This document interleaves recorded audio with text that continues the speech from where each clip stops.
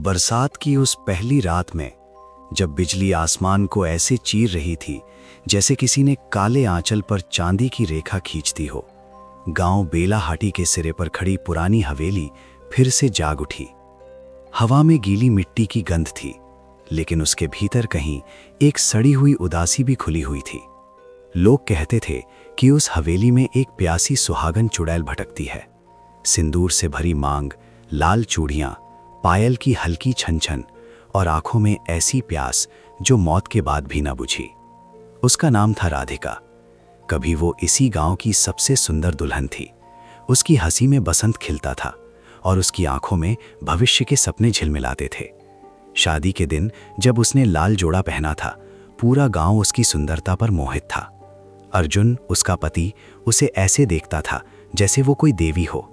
7 फेरे लेते समय राधिका ने मन ही मन वचन लिया था कि वो जीवन भर अपने सुहाग की रक्षा करेगी, लेकिन किस्मत को शायद उसकी मुस्कान से जलन थी। शादी को सिर्फ 7 दिन हुए थे जब अर्जुन शहर के लिए निकला। उसने वादा किया था, बस 2 दिन में लौट आऊंगा, तुम्हारे लिए चांदी की पायल लाऊंगा। राधिका ने मुस्कुराकर विदा किया था, पर वो मुस्कान आखिरी साबित हुई। अर्जुन कभी वापस नहीं आया। गांव में तरह तरह की बातें फैलने लगीं। किसी ने कहा सड़क दुर्घटना हुई, किसी ने फुसफुसाकर कहा शहर में उसका किसी और औरत से संबंध था। ससुराल वालों ने धीरे धीरे राधिका से दूरी बना ली। उसकी आंखों की चमक बुझने लगी। वो रोज शाम को हवेली की छत पर खड़ी होकर दूर सड़क को देखती रहती, मानो हर आती हुई आहट में अर्जुन की परछाई तलाश रही हो। 8वें दिन सुबह हवेली के पीछे वाले सूखे कुएं से एक चीख सुनाई दी। जब लोग दौड़कर पहुंचे तो कुएं के तल में राधिका की निर्जीव देह पड़ी थी। उसके माथे का सिंदूर अब भी गाढ़ा लाल था, चूड़ियां टूटी नहीं थीं और चेहरे पर ऐसी तड़प जमी थी मानो आखिरी क्षण तक वो किसी का इंतजार करती रही हो। लोगों ने कह दिया पगला गई थी, प्यास से मरी होगी या शर्म से, पर सच कोई नहीं जान पाया। उस दिन के बाद से हर बरसात की रात हवेली में पायल की आवाज़ गूंजती है।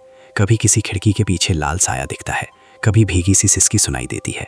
कहते हैं वो आज भी अपने सुहाग की प्यास में भटक रही है, ना पानी की प्यास, ना खून की, बल्कि उस अधूरे प्रेम की प्यास जो 7 दिन में ही टूट गया। और आज उसी हवेली के जंग लगे दरवाजे के सामने खड़ा था राघव, शहर से आया एक पत्रकार। उसे भूत प्रेत पर विश्वास नहीं था, वो सच ढूंढने आया था।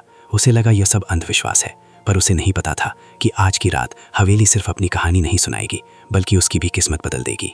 हवेली का दरवाजा धक्का देते ही एक भारी कराह के साथ खुला। भीतर अंधेरा था, लेकिन अजीब बात यह थी कि राघव को लगा जैसे कोई उसे देख रहा हो।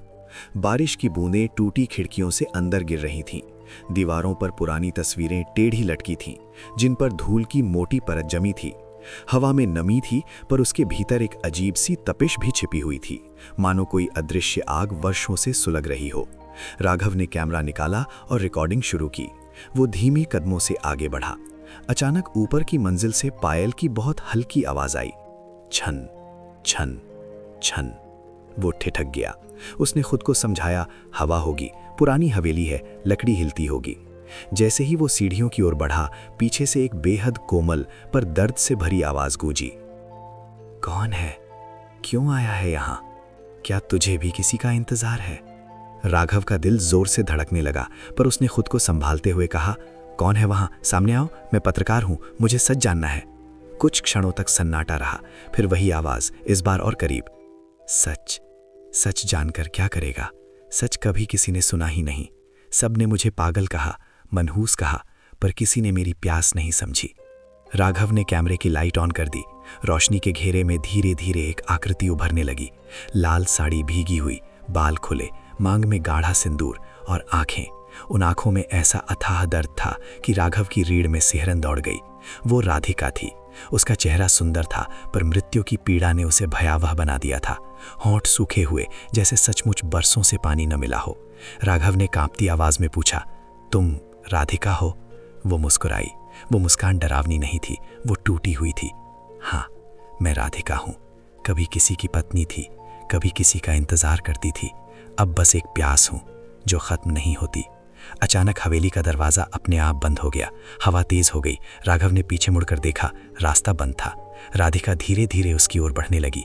उसके कदम जमीन को छूते नहीं थे, पर पायल की आवाज साफ सुनाई दे रही थी, तू भी जाएगा, सब चले जाते हैं, वादा करके मुझे छोड़कर। क्या तू भी लौटकर नहीं आएगा? राघव के भीतर डर और दया दोनों उमड़ रहे थे। उसने धीमे स्वर में कहा, मैं भागने नहीं आया, मैं जानना चाहता हूं तुम्हारे साथ क्या हुआ। राधिका की आंखों में अचानक आंसू चमक उठे, पर वो आंसू पानी के नहीं थे, वे लाल थे, जैसे सिंदूर पिघल कर बह रहा हो। तो सुन, पर सुनकर पछताएगा। और उसी क्षण हवेली की दीवारें जैसे अतीत की परछाइयों से भर गईं। हवेली की हवा भारी हो गई थी। राघव का गला सूखने लगा। दीवारों पर दिखती परछाइयां अब और साफ थीं। राधिका की सांसों की आवाज तक सुनाई दे रही थी, जैसे वो फिर से उसी रात को जी रही हो। मैं भागी थी, मैं चिल्लाई थी, पर किसी ने दरवाजा नहीं खोला। जिन हाथों में मेहंदी लगी थी, उन्हीं हाथों को उन्होंने जंजीरों की तरह पकड़ लिया। मैं अपने ही घर में पराई हो गई थी। छाया में दिखा, 2 आदमी उसे घसीट रहे थे। उसके पांव जमीन पर रगड़ खा रहे थे। चूड़ियां खनक रही थीं, पर वो खनक खुशी की नहीं, टूटते विश्वास की थी। मैंने अर्जुन का नाम लिया, बार बार लिया, पर वो नहीं आया। वो तो मुझे बेचकर जा चुका था।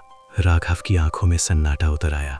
उसके भीतर का पत्रकार अब चुप था। सिर्फ एक इंसान बचा था जो उस दर्द को महसूस कर रहा था। उन्होंने मुझे छूने की कोशिश की। मेरी चीखें आसमान तक गईं, पर कोई नहीं आया।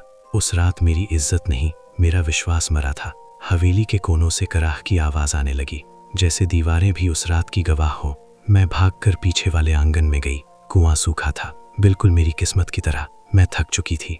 मेरी आंखों में आंसू नहीं बचे थे। बस एक सवाल था, क्या मैं सच में इतनी बेकार थी कि मेरा अपना पति मुझे बेच दे? राधिका की आवाज कांप गई। मैंने आखिरी बार आसमान की ओर देखा। मैंने माँ से पूछा, क्या हर सुहागन की किस्मत में सिंदूर का सुख नहीं होता? फिर मैं कूद गई। अचानक हवेली में तेज हवा चलने लगी। राघव ने महसूस किया कि तापमान गिर गया है। सामने खड़ी राधिका की आकृति और स्पष्ट हो गई। उसके चेहरे पर दर्द था, पर अब उसमें क्रोध भी मिल चुका था। पर मौत ने भी मुझे शांति नहीं दी। मेरी प्यास अधूरी रह गई। न न्याय मिला न प्रेम। मेरा सिंदूर सूख गया, पर मेरी प्रतीक्षा नहीं। वो धीरे धीरे राघव के पास आ गई। उसकी आंखें सीधे उसकी आत्मा में उतरती लग रही थीं। अब बता राघव, अगर तेरे साथ ऐसा होता तो क्या तू शांति से मर पाता? हवेली में सन्नाटा फैल गया। बाहर बारिश और तेज हो चुकी थी। राघव को पहली बार लगा कि वो यहाँ कहानी लिखने नहीं, बल्कि किसी अधूरी आत्मा का फैसला सुनने आया है। उसकी आवाज धीमी थी पर सच्ची। तुम्हारे साथ गलत हुआ, बहुत गलत। राधिका की आंखों में पहली बार नरमी आई, पर उसी नरमी के भीतर एक गहरी, खतरनाक चमक भी छिपी थी। तो क्या तू मेरा साथ देगा, या तू भी सबकी तरह मुझे छोड़कर चला जाएगा? राघव के पास कोई तैयार जवाब नहीं था। उसके भीतर डर था, पर उससे बड़ा था अपराध बोध। एक ऐसे समाज का अपराध बोध जिसने राधिका जैसी औरत को मरने पर मजबूर कर दिया। उसने धीरे से कहा, मैं भागूंगा नहीं, मैं सच सबके सामने लाऊंगा। राधिका की आंखें गहरी हो गईं, जैसे वो उसके शब्दों के पीछे छिपी सच्चाई को परख रही हों। हवेली की टूटी खिड़कियों से आती हवा अचानक थम गई। पायल की आवाज भी रुक गई। एक अजीब सन्नाटा छा गया। सच, वो फुसफुसाई, सच बोलने वालों की जिंदगी लंबी नहीं होती राघव। दीवारों पर फिर से छायाएं उभरने लगीं। इस बार दृश्य बदल चुका था। अर्जुन जिंदा था। वो किसी दूसरे शहर में था। उसके साथ वही 2 आदमी हंस रहे थे। मेज पर शराब की बोतलें थीं। अर्जुन के माथे पर जरा भी पछतावा नहीं था। उसने कभी मुड़कर नहीं देखा। राधिका की आवाज अब बर्फ जैसी ठंडी थी। उसे लगा मैं मर जाऊंगी तो बात खत्म हो जाएगी। राघव की मुट्ठियां भींच गईं। वो अभी कहाँ है? उसने पूछा। राधिका की मुस्कान लौट आई, पर इस बार उसमें दर्द से ज्यादा रहस्य था। जिंदा है, और हर साल करवा चौथ की रात उसे प्यास लगती है। इतनी प्यास कि उसका गला सूख जाता है। वो पानी पीता है, पर प्यास नहीं बुझती, क्योंकि उसकी प्यास मैं हूं। हवेली की जमीन पर पानी फैलने लगा, जबकि बाहर की बारिश अब धीमी हो चुकी थी। वो पानी कुएं की दिशा से आ रहा था। राघव ने नीचे देखा। पानी में उसका चेहरा दिख रहा था, लेकिन उसके पीछे एक और चेहरा था, राधिका का। तू सच लिखेगा तो उसे सजा मिलेगी, राधिका ने कहा। पर मेरी प्यास सिर्फ सजा से नहीं बुझेगी। राघव ने डरते हुए पूछा, फिर किससे बुझेगी? राधिका उसके बिल्कुल पास आ गई। उसकी सांस ठंडी थी, पर उसमें जलन थी। मुझे मेरा सुहाग चाहिए, या उसका अंत। राघव के कानों में शब्द गूंजने लगे। बाहर अचानक बिजली कड़की। उसी चमक में राघव ने देखा, राधिका का चेहरा कुछ पल के लिए विकृत हो गया। उसकी आंखें काली पड़ गईं, होंठ फट गए, और सिंदूर बहकर उसके पूरे चेहरे पर फैल गया। पर अगले ही पल वो फिर शांत दिखने लगी। तू मेरी मदद करेगा ना राघव? उसकी आवाज अब मासूम थी, लगभग विनती करती हुई। राघव समझ चुका था, यह सिर्फ एक कहानी नहीं थी, ये एक अधूरी प्रतिज्ञा थी जो अब उससे पूरी करवाना चाहती थी। उसने गहरी सांस ली। अगर मैं उसे यहां ले आऊं तो? हवेली की दीवारों में दरारें और गहरी हो गई। पायल फिर से बजो थी। राधिका की आंखों में ऐसी चमक आई जो इंसानी नहीं थी। तो मेरी प्यास शायद बुझ जाए। बाहर बारिश पूरी तरह रुक चुकी थी, पर हवेली के भीतर तूफान अभी शुरू हुआ था। राघव ने अपनी धड़कनों को काबू में करने की कोशिश की, लेकिन हवेली का वातावरण जैसे उसकी हिम्मत को परख रहा था। बाहर आसमान साफ हो चुका था, पर अंदर की हवा अब भी भारी थी। राधिका की आंखें उस पर टिकी थीं, जैसे वो उसके भीतर झांक रही हों। तू उसे यहां ला सकता है? उसकी आवाज में अब मासूमियत नहीं थी, वो एक शर्त थी। राघव ने धीरे से सिर हिलाया। उसके दिमाग में सवालों का तूफान था। अगर अर्जुन सच में जिंदा है तो उसे ढूंढना मुश्किल नहीं होगा, पर क्या वो सच में उसे इस हवेली तक ला पाएगा? और अगर ला भी दिया तो आगे क्या होगा? राधिका ने उसके मन का डर पढ़ लिया। डर रहा है? उसने हल्की मुस्कान के साथ पूछा। राघव ने जवाब नहीं दिया। वो जानता था कि ये सिर्फ एक स्टोरी नहीं रही, ये एक सौदा बन चुका था, एक आत्मा और एक इंसान के बीच। अचानक हवेली के कोने से ठंडी हवा का झोंका आया और दीवार पर टंगी एक पुरानी तस्वीर नीचे गिर गई। राघव ने उसे उठाया। तस्वीर में राधिका और अर्जुन साथ खड़े थे, दोनों मुस्कुरा रहे थे।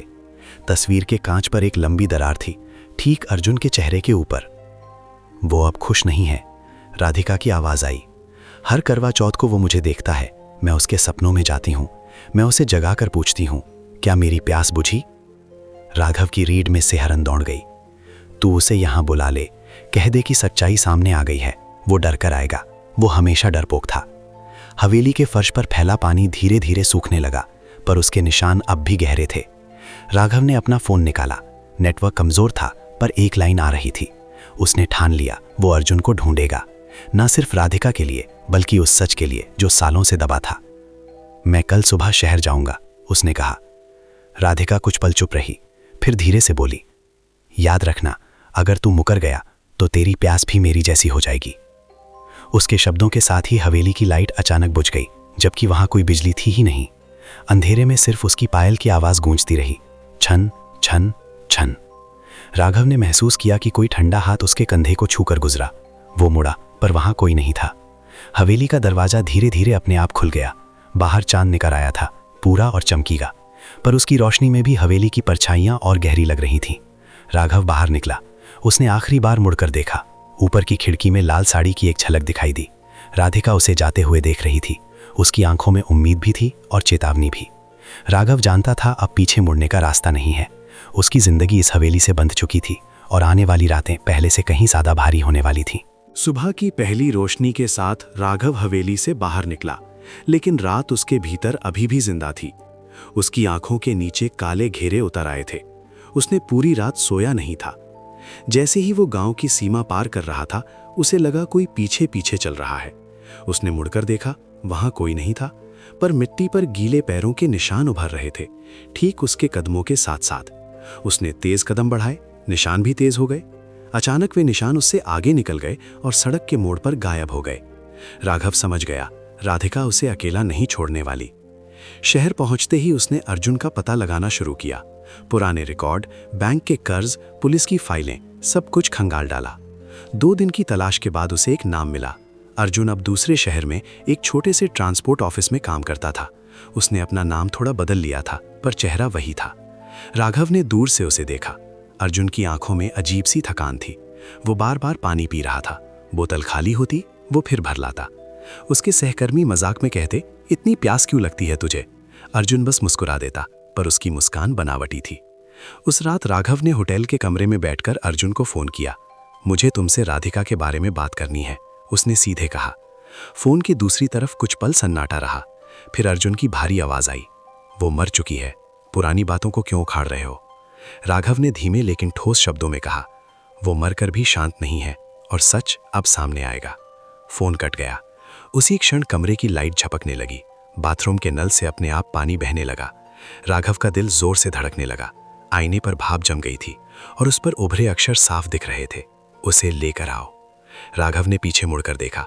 कमरे का दरवाजा बंद था, पर भीतर ठंड अचानक बढ़ गई थी। उसे महसूस हुआ कि कोई उसके ठीक पीछे खड़ा है। एक फुसफुसाहट उसके कान के पास आई, वो डरेगा पर आएगा। अगले दिन अर्जुन खुद राघव से मिलने आ गया। उसका चेहरा पीला था, आंखें लाल। तुम क्या चाहते हो? उसने झुंझलाकर पूछा। राघव ने बिना घुमाए फिराए कहा, सच, और तुम्हें उस हवेली तक चलना होगा। अर्जुन का गला सूख गया।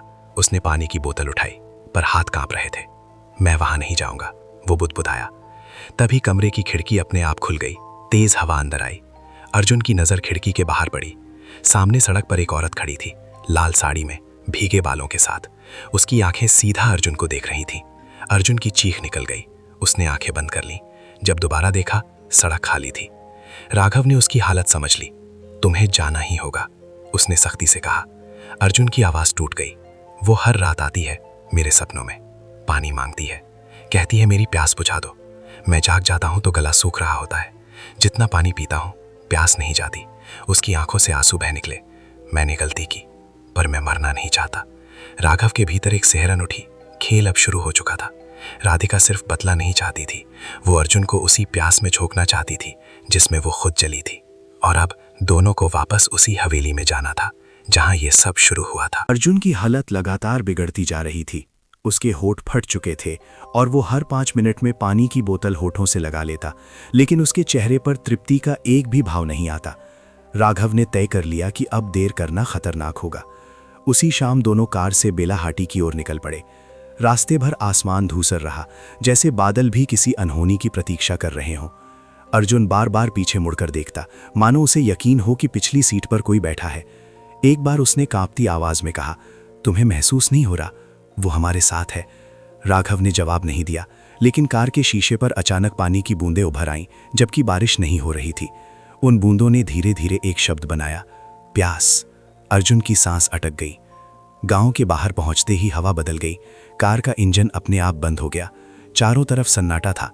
दूर वही पुरानी हवेली अंधेरे में खड़ी थी, उसकी टूटी खिड़कियों से जैसे कोई झांक रहा हो। अर्जुन ने कार का दरवाजा खोलने से मना कर दिया। मैं नहीं चाहूंगा अंदर, वो मुझे मार देगी। उसकी आवाज में डर साफ था। तभी कार के भीतर तापमान अचानक गिर गया। अर्जुन के कान के पास एक धीमी फुसफुसाहट सुनाई दी, मरना तो उस दिन चाहिए था जब तूने मुझे बेचा था। अर्जुन चीख पड़ा और घबराकर कार से बाहर निकल गया। राघव भी पीछे भागा। हवेली का दरवाजा खुद ब खुद खुल चुका था। भीतर से हल्की पायल की आवाज आ रही थी। अर्जुन के कदम जैसे किसी अदृश्य शक्ति से खींचते जा रहे थे। वो रो रहा था, मुझे माफ कर दो राधिका, मुझसे गलती हो गई, मैं मजबूर था। अचानक हवा में एक तीखी हंसी गूंजी। मजबूर? आवाज पूरे आंगन में फैल गई। मैं भी तो मजबूर थी जब दरवाजे बंद हो गए थे। अर्जुन जमीन पर गिर पड़ा। उसकी आंखें फटी रह गईं। सामने सीढ़ियों पर राधिका खड़ी थी। लाल साड़ी हवा में लहरा रही थी, पर हवा सिर्फ उसी के आसपास थी। उसकी आंखों में आंसू नहीं थे, अब सिर्फ गहराता अंधेरा था। राघव ने साहस जुटाकर कहा, हम सच सामने लाएंगे, पुलिस को बताएंगे, जो हुआ सब बताएंगे। राधिका की नजर उस पर गई। एक पल को उसका चेहरा नरम पड़ा, लेकिन फिर वो अर्जुन की ओर मुड़ी। सच? वो धीरे से बोली। सच तो मेरी चीखों में था जिसे किसी ने नहीं सुना, अब सच उसकी प्यास में होगा। अर्जुन अचानक छटपटाने लगा। उसका गला सूख रहा था। उसने जमीन पर पड़े पानी के छोटे से गड्ढे को चाटने की कोशिश की, पर वो मिट्टी में बदल गया। वो रोते हुए बोला, पानी, मुझे पानी दो। राधिका धीरे धीरे सीढ़ियों से उतरी। उसके हर कदम के साथ जमीन पर गीले निशान बनते जा रहे थे। वो अर्जुन के सामने झुकी। उसकी आवाज अब शांत थी, लगभग फुसफुसाहट जैसी। मेरी प्यास बुझा दे, फिर तेरी बुझ जाएगी। अर्जुन की आंखों में डर और पश्चाताप तैरने लगा। कैसे? वो बमुश्किल बोल पाया। राधिका ने अपना हाथ उसके सीने पर रखा। उसकी उंगलियां बर्फ की तरह ठंडी थीं। 7 दिन का सुहाग अधूरा रह गया था। 7 सांसें मुझे दे दे। हवेली की दीवारें कांप उठीं। राघव ने देखा कि अर्जुन की सांसें भारी हो रही हैं। हर सांस के साथ उसके मुंह से धुंध निकल रही थी, जैसे उसकी गर्मी खींची जा रही हो। अर्जुन चीखने लगा, लेकिन आवाज जैसे भीतर ही दब गई। राधिका की आंखों में अब एक अजीब सी चमक थी, दर्द, क्रोध और अधूरी चाह का मिश्रण। राघव समझ गया कि यह सिर्फ बदला नहीं, ये अधूरे सुहाग की मांग थी, और जो होने वाला था वो अभी रुकने वाला नहीं था। हवेली की दीवारें कांप रही थीं और अर्जुन की सांसें तेज होती जा रही थीं। राधिका का हाथ अब भी उसके सीने पर रखा था और हर गुजरते पल के साथ अर्जुन का चेहरा पीला पड़ता जा रहा था। राघव ने आगे बढ़कर उसे खींचने की कोशिश की, लेकिन जैसे ही उसने अर्जुन का कंधा पकड़ा, उसके हाथ में बर्फ जैसी ठंड उतर गई। उसकी उंगलियां सुन्न पड़ गईं। राधिका की आंखें अचानक उसकी ओर मुड़ी। उनमें चेतावनी थी, बीच में मत आओ राघव, यह हमारे 7 फेरों का हिसाब है। अर्जुन की आवाज टूट रही थी। मुझे माफ कर दो, मैं लालची था, मैं डर गया था, मैंने सोचा था तुम कुछ नहीं कर पाओगी। उसकी बात पूरी भी नहीं हुई थी कि उसके मुंह से एक लंबी ठंडी सांस निकली। हवेली के भीतर अचानक 7 बार पायल की आवाज गूंजी, छन छन छन। हर आवाज के साथ अर्जुन का शरीर और ढीला पड़ता गया। राघव ने देखा कि अर्जुन की छाती से हल्की सी धुंध उठ रही है और वो धुंध राधिका के शरीर में समा रही है। उसके चेहरे पर एक अजीब सी तृप्ति उभर रही थी, जैसे कोई बरसों से सूखी आत्मा पहली बार पानी पी रही हो। लेकिन वो तृप्ति स्थायी नहीं थी। अचानक राधिका का चेहरा फिर बदलने लगा। उसकी आंखों में फिर वही खालीपन लौट आया। उसने अर्जुन का निर्जीव शरीर छोड़ दिया। अर्जुन जमीन पर गिर पड़ा। उसकी आंखें खुली थीं पर उनमें जीवन नहीं था। राघव सन्न रह गया। क्या अब तुम्हारी प्यास बुझ गई? उसने कांपते हुए पूछा। राधिका ने धीरे से सिर हिलाया। नहीं, ये तो सिर्फ शुरुआत थी। उसकी सांसें ठंडी थीं, उनमें प्रेम नहीं था। मेरी प्यास प्रेम की है, विश्वास की है, जो उस दिन टूट गया था। हवेली के कोनों से फुसफुसाहट उठने लगी, जैसे कई आवाजें एक साथ रो रही हों। राघव ने पीछे मुड़कर देखा तो दीवारों पर कई परछाइयां उभर आई थीं।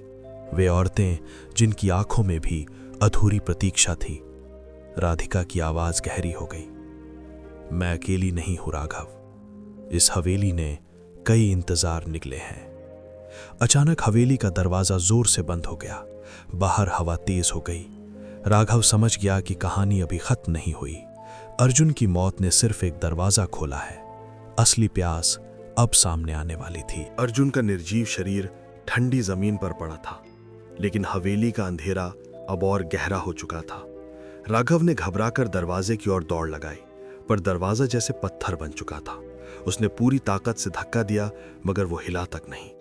पीछे से धीमी पायल की आवाज फिर गूंजी। इस बार वो अकेली नहीं थी, कई पायलें एक साथ बज रही थीं। राघव ने मुड़कर देखा तो दीवारों पर उभरती परछाइयां अब साफ आकृतियों में बदल रही थीं। लाल, पीली, सफेद साड़ियों में औरतें जिनकी मांग सूनी थी या जिनका सिंदूर खून की तरह बह रहा था। उनकी आंखों में वही प्यास थी जो राधिका की आंखों में थी। राधिका उनके बीच खड़ी थी जैसे उनकी रानी हो। उसकी आवाज अब पहले से कहीं ज्यादा स्थिर और गहरी थी। देख रहा है राघव, मैं अकेली नहीं हूं। यह हवेली इंतजारों की कब्र है। यहां हर वो औरत भटकती है जिसे धोखा मिला, जिसे अधूरा छोड़ दिया गया। राघव का गला सूख गया। उसने अर्जुन की ओर देखा। उसका शरीर अब राख की तरह हल्का लग रहा था, जैसे उसकी सांसें सचमुच खींच ली गई हों। तुम्हें क्या चाहिए? राघव ने हिम्मत करके पूछा। राधिका उसकी ओर बढ़ी। तू सच लाने आया था ना? अब सच देख। मेरी प्यास सिर्फ अर्जुन से नहीं थी। मेरी प्यास उस विश्वास से थी जो मुझसे छीन लिया गया। जब तक कोई सच्चे मन से मेरे लिए खड़ा नहीं होगा, मेरी आत्मा भटकेगी। हवेली की छत से पानी की बूंदें टपकने लगीं, जबकि बाहर बारिश नहीं थी। हर बूंद जमीन पर गिरते ही लाल हो जाती। राघव ने कांपते हुए कहा, मैं तुम्हारे लिए न्याय लाऊंगा, तुम्हारी कहानी दुनिया को बताऊंगा। राधिका की आंखों में एक पल के लिए नरमी छलकी, लेकिन तुरंत गायब हो गई। कहानी लोग पढ़ेंगे, रोएंगे, फिर भूल जाएंगे। मुझे भूलना नहीं है, मुझे महसूस किया जाना है। अचानक उन औरतों की परछाइयां राघव के चारों ओर घूमने लगीं। ठंडी हवा उसके कानों से गुजरती हुई फुसफुसाई, क्या तू अलग है? क्या तू सच में साथ देगा? राघव का दिल जोर से धड़क रहा था। उसने पहली बार महसूस किया कि यह सिर्फ एक रिपोर्ट नहीं, एक कसौटी है। अगर वो पीछे हट गया तो शायद वो भी इस हवेली का हिस्सा बन जाएगा। राधिका उसके बिल्कुल सामने आ खड़ी हुई। उसकी आंखें अब काली थीं, लेकिन उनमें कहीं गहराई में एक टूटी हुई लड़की अब भी रो रही थी। अगर तू मेरी प्यास समझ सकता है तो साबित कर। हवेली की दीवारों में दरारें फैलने लगीं, फर्श हिलने लगा। अर्जुन का शरीर धीरे धीरे धूल में बदलने लगा। राघव ने समझ लिया कि अब खेल उसके हाथ में है, और जो फैसला वो करेगा वही तय करेगा कि ये प्यास कभी बुझेगी या और भयानक रूप लेगी। हवेली की दीवारें चरमराने लगीं और फर्श के नीचे से जैसे सदियों का दर्द ऊपर उठने लगा। अर्जुन का शरीर पूरी तरह धूल में बदल चुका था। हवा में राख के महीन कण तैर रहे थे। राघव ने चारों ओर देखा। वे सभी परछाइयां अब उसके बेहद करीब आ चुकी थीं। ठंडी उंगलियां उसकी गर्दन, उसके कंधों, उसकी सांसों को छू रही थीं। राधिका उसके सामने खड़ी थी। उसके चेहरे पर अब न क्रोध था न संतोष, सिर्फ एक अथाह थालीपन। साबित कर, उसने धीमे स्वर में कहा। कि तू अलग है। राघव के भीतर भय और करुणा का तूफान चल रहा था। उसने कांपती आवाज में कहा, मैं तेरी कहानी लिखूंगा, दुनिया को बताऊंगा कि तेरे साथ क्या हुआ, कि तू दोषी नहीं थी। राधिका की आंखों में एक हल्की चमक उभरी, लेकिन तुरंत बुझ भी गई। शब्द प्यास नहीं बुझाते राघव, शब्द बस गूंज बनकर रह जाते हैं। मेरी प्यास विश्वास की थी और विश्वास मर चुका है। अचानक हवेली के भीतर तेज झोंका उठा, पायलें एक साथ गूंज उठीं। राघव ने महसूस किया कि उसकी सांसें भारी हो रही हैं, जैसे कोई अदृश्य हाथ उसकी छाती से गर्मी खींच रहा हो। उसने पीछे हटने की कोशिश की, पर उसके पैर जमीन से चिपक गए थे। राधिका धीरे से उसके करीब आई। उसकी आंखों में आंसू थे, इस बार सचमुच पानी के आंसू। तू अलग हो सकता था अगर दुनिया अलग होती। उसने अपना हाथ राघव के सीने पर रख दिया। वही बर्फ जैसी ठंड, वही खिंचाव। राघव की सांसें टूटने लगीं। उसके दिमाग में मां का चेहरा, बचपन की यादें और वो पल घूम गया जब उसने हवेली का दरवाजा खोला था। उसे समझ आ गया, वो भी अब इस कहानी का हिस्सा बनने जा रहा है। हवेली की दीवारों पर उसकी परछाई उभर आई, उसकी आंखें फैल गईं। अंतिम क्षण में उसने फुसफुसा कर कहा, मैंने सच देखा। उसकी आवाज वहीं रुक गई। उसकी देह जमीन पर गिर पड़ी। हवा थम गई। पायल की आवाज धीरे धीरे शांत हो गई। कुछ पल के लिए हवेली में सन्नाटा छा गया। फिर राधिका पीछे मुड़ी। उसकी आंखों में फिर वही अधूरी प्यास लौट आई। उसने राघव की निर्जीव देह को देखा, पर उसके चेहरे पर कोई संतोष नहीं था। फिर भी नहीं बुझी, उसने टूटे स्वर में कहा। दीवारों की दरारें भरने लगीं, धूल बैठ गई। बाहर सुबह की हल्की रोशनी फैलने लगी। गांव वाले कई दिनों बाद जब हवेली के पास से गुजरे तो दरवाजा आधा खुला था। अंदर 2 कंकाल पड़े थे, एक पुराना, एक नया। लोग फिर कहानियां बनाने लगे। कहते हैं अब बरसात की रातों में पायल की आवाज के साथ एक मर्दाना फुसफुसाहट भी सुनाई देती है। राधिका अब भी भटकती है। उसकी प्यास अब भी अधूरी है, क्योंकि जिसे वो खोज रही थी वो सिर्फ एक इंसान नहीं, एक सच्चा विश्वास था। और विश्वास की मौत के बाद कोई भी आत्मा सच में मुक्त नहीं होती।